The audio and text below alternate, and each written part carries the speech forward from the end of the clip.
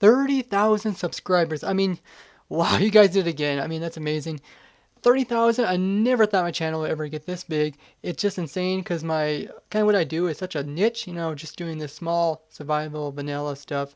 I don't really do that many other type of games, and I think 30,000 people have subscribed to me. Oh my goodness, that's insane. And I just love it when you guys show me if you like my videos with thumbs up. That's amazing. Or even if you go down in the comments and you tell me exactly what you like about my videos. I just love to read all the different comments, and it's so crazy to think 30,000 subscribers. I mean, I just never thought I would ever reach something so high.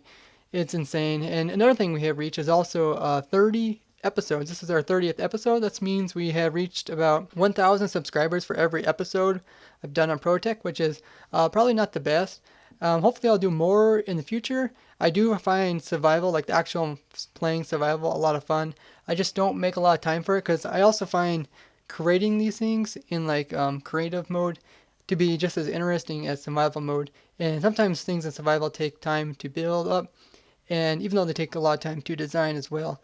So big thanks to everyone who has subscribed. And we also reached another big milestone, which is 5 million views. That's kind of insane to even think about, that 5 million views have been acquired just on my videos alone.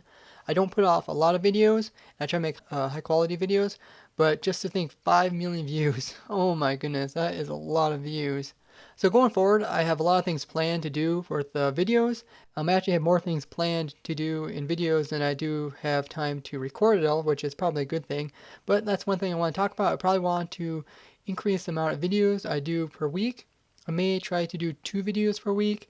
I'm just going to have to try it out. I also like to show some of the smaller things that I design that don't always make it into videos. I do come across a lot of different glitches and bugs and stuff that don't make it into videos.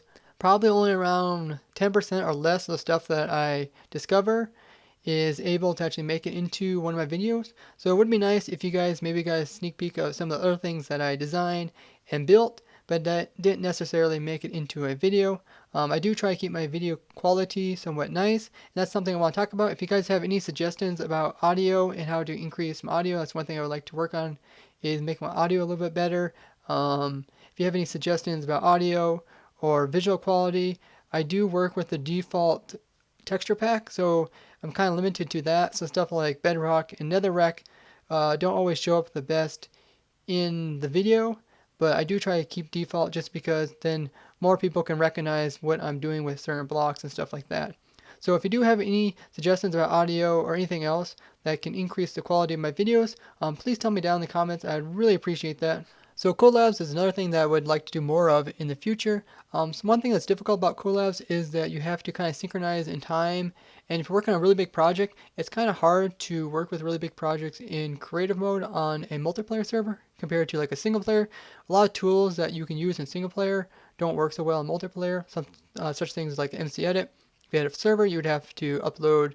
You have to download your server, then you'd have to modify your server using MC Edit, then you would have to upload again just to get the different changes that you wanted with MC Edit. And with 2 people, it's kind of difficult to do that. Now, you can do things like you can have one person work on one part of something and then you work on another part and then you put those 2 parts together.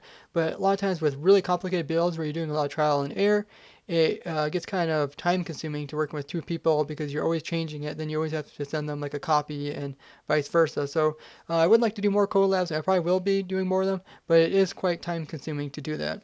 I would like to do more episodes on the ProtoTech server, which is pretty awesome because if you don't know, ProtoTech is the server that is 100% vanilla survival, where we try to push the limits of vanilla survival gameplay. So this means we try to achieve really impossible things that normally you don't achieve in survival, such things as we actually reach the limit of XPs that you can acquire in survival. And that's one thing that I did, as well as collecting rare mobs and items and entities is another thing that we do, as well as build really massive farms and try to automate everything to the utmost possibility, as well as allowing players to try to be as lazy as possible by making farms that allow them to just AFK and then the machine does most of the work for them.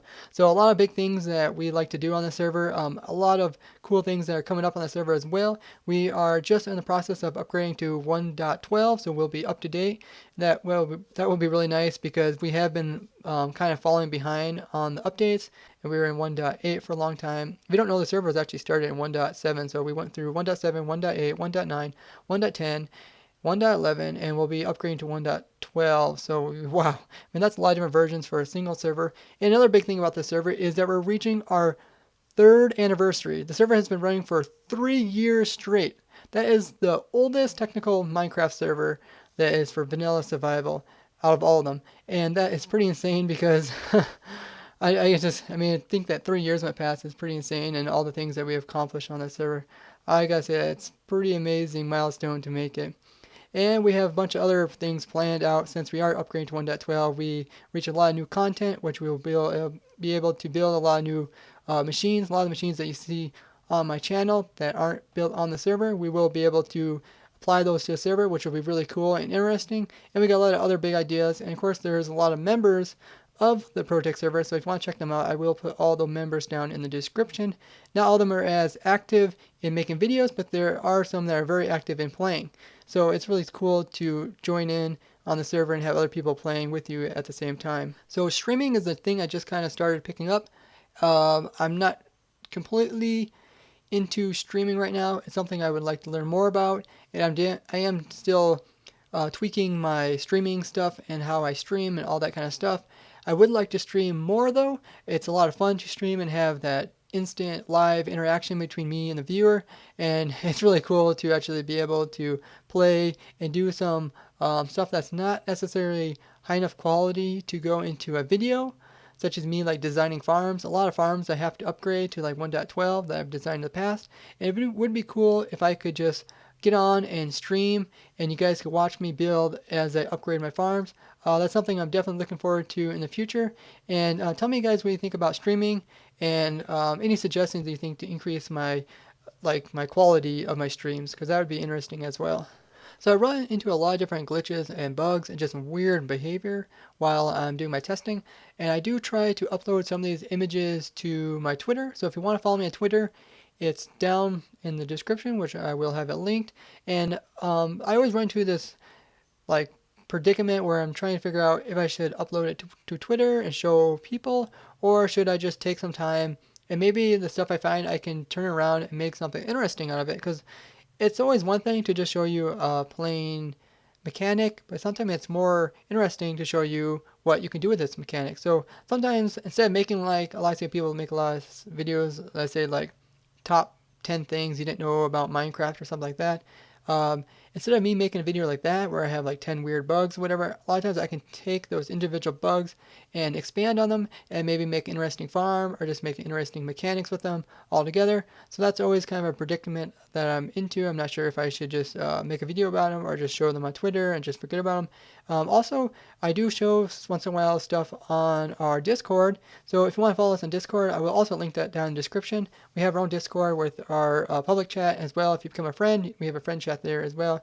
And if I'm streaming, you can join me there. You can actually join the stream if you want to, which is pretty cool. So another Discord that we opened up is the technical Minecraft community.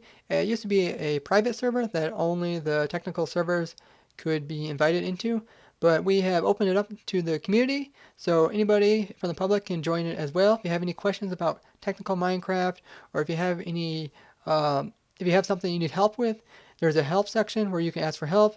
It's a really nice place to learn more about technical Minecraft as well as get help, as well as see other people and projects that they're working on, and maybe it will inspire you to make your own project. So yeah, definitely recommend that you go and check out the Discord that we have opened up to the public, and it's all about technical Minecraft, and I really think it's a good place to go and communicate with all the other technical Minecraft players. So I hope to see you there. So since the last big subscriber milestone, we have accomplished a lot. We've been collecting a lot of different types of rare items that are discontinued in future versions. We've been collecting a lot of different types of rare mobs as well, doing a lot of different types of like manipulating the world generation, and also creating different contraptions. One big major thing that we did was that we have reached the limit of levels. We've reached the 21,863 levels in Vanilla Survival, which was a big milestone, which I also streamed. We also did that last stream where we streamed for 24 hours straight during the Halloween event and collected the rare types of mobs that you can acquire during Halloween, which was a lot of fun. And we also have did 2 server tours since the last time, and would like to do more server tours in the future as well. We just have to kind of get on the server all together and knock some of these things out, because we do have things we want to show. We just have to get around to showing them. So that would be really cool. And a lot of other neat little things that we came across, as well as like rare items to collect within the game that most people overlooked. So another thing that we discovered during this time period was a glitch where you could crash servers by sleeping in a bed under an entrance end portal, and this wasn't liked by the developers that I showed this in a video, but it turns out they weren't quite paying attention, because this glitch does not affect 99.99% of the people. And it was a good test to see who was paying attention to how the glitch worked and who was just following the drama train.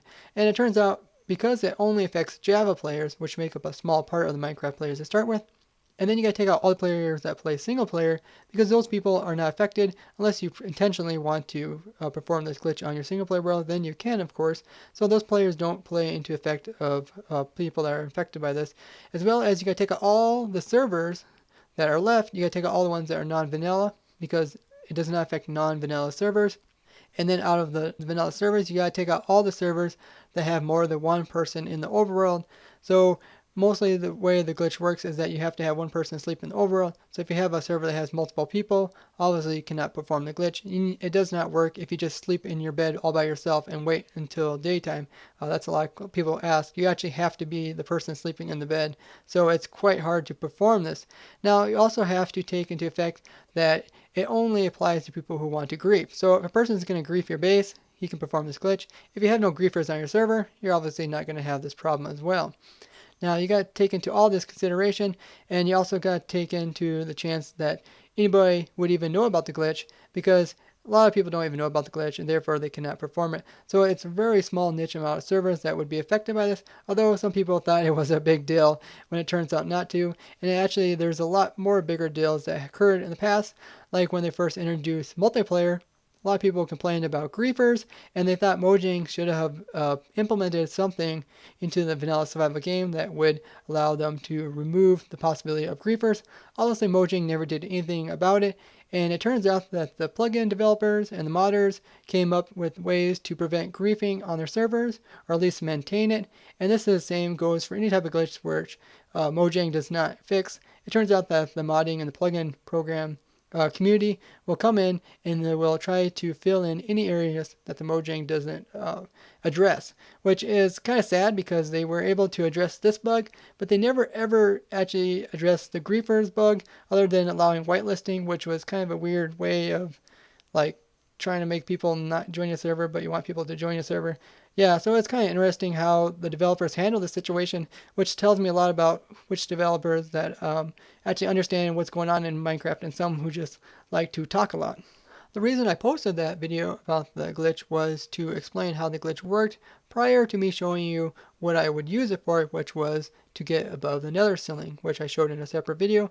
And there I used the ability where you would go through the nether portal and the glitch would occur, then it would automatically teleport you into the coordinates of the overworld, but applied to the nether dimension. So if you were up high in the overworld, you get put up high in the nether dimension. This will allow you to spawn above the bedrock. This can also be applied to the end dimension. As somebody who's been playing Minecraft for around 8 years, I've been playing longer than most, if not all, the developers that are currently on the Java team.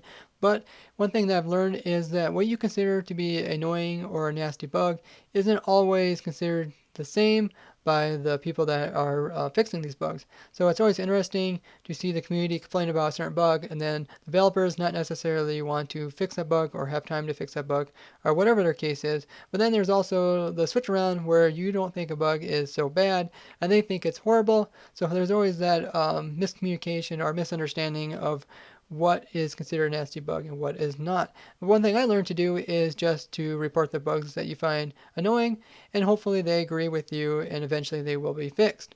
Most servers would say that griefing is a #1 security issue, or even like item duplicating, which are both things that can physically destroy their servers, and something like a bed crashing bug, which all it does is crashes the server. It does not destroy anything, it does not affect anything, and the server will reboot right afterwards if you have a halfway decent server. It does not corrupt your files unless you're in single player, which is something I learned. It actually corrupted my single player testing world, which, it wasn't too difficult to pull the files and fix that back up.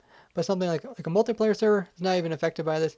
It crashes the server and the server boots back up. Nothing's affected. For something like a griefer or item duplication actually physically changes their server, and there's no way for them to actually fix this. Which leads me to my next point, is Java Edition a dying edition? Since they have introduced the Bedrock Edition as the main primary edition, you kind of wonder, where does Java fall into there, and will Java, continue to get updates? Obviously they said yes, but the thing is, a lot of people think Java is dying just because Bedrock is the main one, and I think the Bedrock Edition is so poorly implemented, being as it has to work on like your cell phone as well as like a computer. That kind of means that your computer is running like a cell phone in terms of your quality of the game. So I think Java will always have a place in the Minecraft community. It is at least the starting main edition. And I think it always will be the case where people who play like the Bedrock edition will get kind of disappointed at the abilities that they can do, like being limited by the amount of entities around them and stuff like that.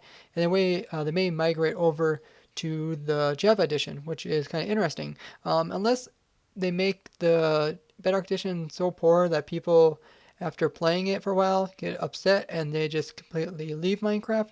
I don't think that can happen, but it's a possibility. For me, Minecraft is like an infinite puzzle with tons of different outcomes and tons of things to do, and you gotta try to figure out how you can get to those different goals that you make within inside the game. It's a lot of fun, and that's one of the reasons why I continue playing Minecraft even after 8 years, because it just feels like there's no ending to it, which is something I enjoy.